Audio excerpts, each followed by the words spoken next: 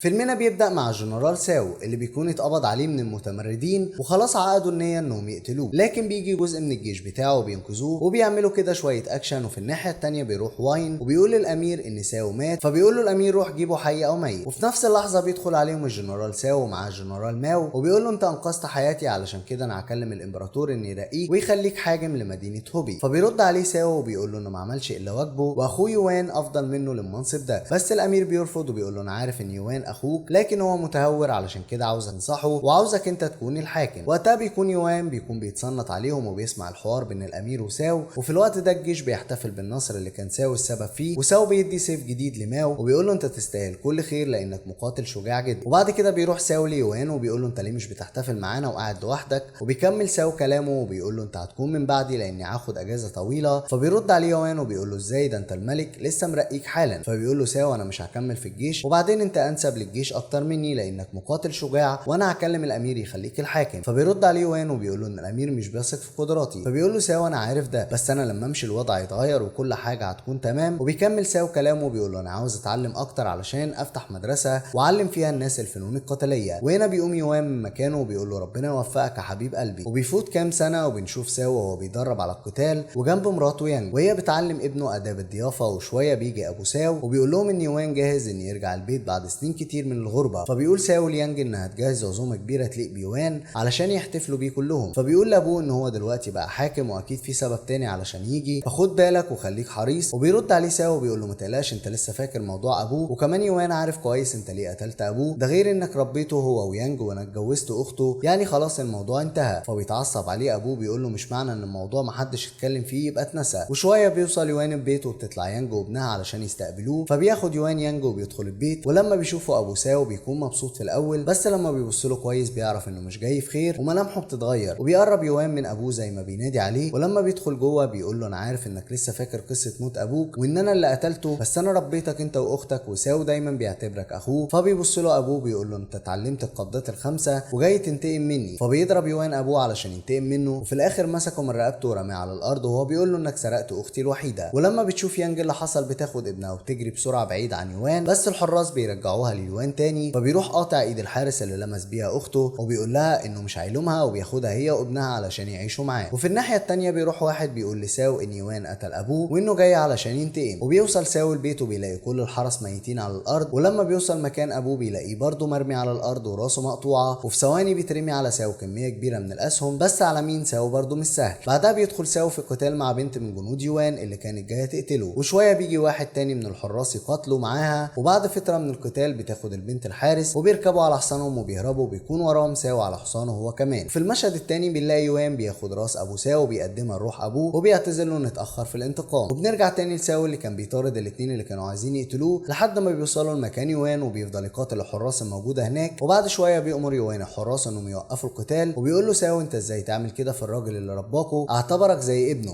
وبتقوم يانج قايله لساو ان يمشي وهم هيكونوا بخير، لكن ساو بيكون مصمم يقتل يوان علشان جثته تكون قربان لروح ابوه. وساو بيدخل في القتال مع يوان وبيهجم عليه ساو، وبيفضلوا يضربوا بعض لحد ما يوان بيعمل حركات القبضات الخمسه السامه وبيضرب بيها ساو في بطنه. بس بيكمل ساو في الحرب دي لحد ما يوان بيمسك ايده وبيخلي السم ينتشر في جسمه كله، وبيجري عليه ابنه وبيطلب من يوان ان ما يقتلش ابوه. فبيقول يوان لساو علشان ابنك بس مش هقتلك، وبيشيله وبيرميه في البحر. وبتجري يانج على الجسر هي كمان وبترمي نفسها وراه، وبيقول يوان للحراس انزلوا بسرعه الحقوها، بس هما بيردوا عليه وبيقولوا له ان التيار قوي وانهم مش هيقدروا. فبياخد يوان سيفه ويذبحهم كلهم. فوق يانج بتشد ساو من الميه وبتوديه لدكتوره اسمها ياو وبتعالجه، وبتقول لهم يفضلوا هنا لحد ما ساو حالته تتحسن. وبتقول له الدكتوره انه من حسن الحظ انه قوي ولو حد مكانه كان زمان السم ده خلص عليه من زمان. وبيحاول ساو يقوم من مكانه بس بيكون مش قادر يحرك ايده. فبتقول له يانج ان اوتار ايده كلها اتقطعت. وبتعدي كام سنه وبنلاقي ابنه كبر عند يوان، وبيكون ساو لسه مرجعش بكامل قوته علشان يقدر يواجه يوان. وبتروح يانج تقول لساو انت من امتى كنت كده وانت طول عمرك ما تعرفش الهزيمه وشجاع. وبعد كده ساو بيروح ليانج وبيشوفها وهي بتعمل مشروب طعمه حلو، فبيقول لها ساو ان كل حاجه هترجع زي الاول وهيقدروا ينقذوا ابنهم من يوان. وبيفضل ساو يحلم احلام انه بيحارب زي ما يكون عقله الباطن بيشجعه. بعد كده بنشوف يوان وهو بيحط ايده في عقارب علشان ياخد منها السم. وبنرجع لساو لدكتور ياو وبتقول له انه خلاص كده مفعول السم انتهى. فبيفرح ساو جدا وبيروح يكمل تمرين. وبتقول ياو ليانج ان ساو لسه تعبان برضه وما تخلوش يعمل مجهود زياده. فبتقول لها يانج ان بيتدرب مع مخلوقات وهميه على الجبل كل يوم علشان كده هو متحمس. وبيطلع فجاه تعبان قدام ابن ساو وبيروح يوان ينقذه وبيقول له انت لو مت انا هبقى وحيد الوحيد. فبيطلب الولد الصغير ان يفك السلسله اللي في رجله، لكن يوان مش بيوافق وبيقول له انك هتهرب وتسيبني لوحدي. فبيعيط الولد وبيقول له انه مش هيهرب. وبعد كده يانج بتشوف ساو وهو بيتدرب مع الناس الوهميه اللي في خياله، ولما بيرجع البيت بتقول له انت كده هتتجنن. وبتكمل يانج كلامها وبتقول له ان رحت وراك لما كنت بتدرب وما كانش معاك اي حد هناك. فبيقول لها ساو ازاي؟ امال كل الجروح اللي في جسمي دي جت منين؟ فبتقول له يانج ان انت اللي بتعملها لانك تخيل ان حد بيضربك. وبيشوف ساو الاشخاص الوهميين دول تاني، وبيقول لراجل عجوز منهم ان يانج بتقول عليهم وهم. فبيرد عليه العجوز وبيقول له مش مهم احنا ايه، المهم انك تكون جاهز للانتقام. ولما بيرجع ساو بيلاقي يانج سايبه له جواب بتقول له انها رايحه تنقذ ابنهم. وفعلا بتروح يانج عند يوان وبتشوف ابنها هناك، وبتكون لحظه مؤثره. بعد كده بيجي يوان وبيفرح جدا ان يانج لسه عايشه، وبيقول اخيرا هنكون عيله. وبتطلب يانج من يوان ان يسيبهم يمشوا، لكنه بيرفض وبيقول لها انه ما صدق لاقيهم تاني. وبيجري واحد من الحراس يقول ان ساو وصل القصر، فبيقوم يوان ضربه وخرج ايده من الناحيه الثانيه. ونفس الوقت ده بيكون ساو بيقاتل الحراس، وساعتها بيقول يوان للحراس انهم يربطوا يانج وابنها. بعد كده بيأمر يوان الحراس انهم يدفنوا يانج حيه في الغابه. بعد شويه بيرجع الحراس وبيقولوا ليوان انهم خلاص دفنوها. فبيقول لهم حد يعرف مكانها غيركم؟ فبيقولوا لا. فبيقتلهم كلهم وبيخلص ساو على باقي الحراس، وبيسأل يوان فين مكان يانج. فبيرد عليه وبيقول له عمرك ما هتعرف مكانها. وبيضرب وقتها ساو السلسله اللي في رجل ابنه وبيفكها. بعد كده بيفضل يوان وساو يتقاتلوا مع بعض، وفي الاخر ساو بيقدر يموت يوان، بس بيفضل ابنه يعيط وبيقول له انه ما ينفعش يوان يموت لانه دفن امه حيه ومحدش يعرف مكانها غيره. فبياخد ساو ابنه وبيطلعوا يدوروا على مكان يانج. فبيقول له واحد من الحراس قبل ما يموت انها مدفونه في الغابه. فبيروح ساو هناك وبيخبط في الصندوق اللي فيه يانج، ولما بيخرجها من الصندوق بتكون خلاص ماتت. وبعد موت يانج اتشرد ساو وابنه في الشوارع وبقوا يشحتوا، وساو بقى يسكر ومش دريان باي حاجه. وبيروح ساو بار مره وبيتخانق مع الناس اللي هناك، وبتروح واحده من اللي شغالين تجيب له حد يتكلم معاه. وبيكون ماو اللي كان معاه في الجيش زمان، وبيحاول ماو انه يفكر ساو بالذكريات اللي بينهم، وبيطلع السيف اللي اداهوله زمان في الحرب. فبيقول ماو لساو ان الناس الغريبه في البلد بتموت المقاتلين الصينيين علشان يتسلوا، وانه رايح بكره القتال معاهم مهما كانت النتيجه، علشان كده انت زمان قلت لي ان السيف العظيم اللي معايا محتاج مقاتل عظيم. وبيطلب ساو من ماو ان هياخد ابنه معاه لانه ملوش اي مستقبل وهيفضل مشرد زيه. وبيفضل الابن يعيط لانه مش عايز يسيب ابوه، فبيزعق له ساو وبيطرده علشان يروح مع ماو. بس الابن بيقول لماو انه مش عايز يسيب ابوه. ماو بيفهم الموضوع وبيقول له ارجع له لو احتجت لاي حاجه تعالى لي. ولما بيصحى ساو من النوم بيلاقي ابنه سايب له رساله وبيقول له انه مش هيعرف يسيبه لانه وعد امه بكده. فبيروح ياخد ابنه في حضنه ويناموا. تاني يوم بيروح ساو وابنه علشان يشجعوا ماو في المصارعه، وبيبدا الماتش وبيكون الراجل اللي ضد ماو عملاق. ولما بيزيد الضرب في ماو بيروح الطفل يضرب الراجل عشان يسيب ماو، لكن الراجل العملاق بيمسك الاثنين وبيفضل الولد ينادي على ابوه. ولما ساو بيسمع صوت ابنه بيرمي ازازه الخمره وبيجري على الراجل ده وبيفضل يضرب فيه. ولما بيغمى على الراجل ده بيشيلوه على نقاله ويخرجوا بيه، بس بيديله بداله 2 تانيين وبيفضلوا يضربوا في ساو. بس ساو بيكون قوي جدا وبيضربهم، لكن ساعتها ساو بيقع وبيفقد الوعي. فبيجري عليه ابنه علشان يصحيه بس مفيش فايده. وساعتها بيشوف ذكرياته مع يانج وبيتخيل انه معاها. ولما بيفوق ساو بيرجع تاني للتمرين، وبتكون يانج معاه في العالم الوهمي اللي هو عامله لنفسه. وبيخلص فيلمنا لحد هنا.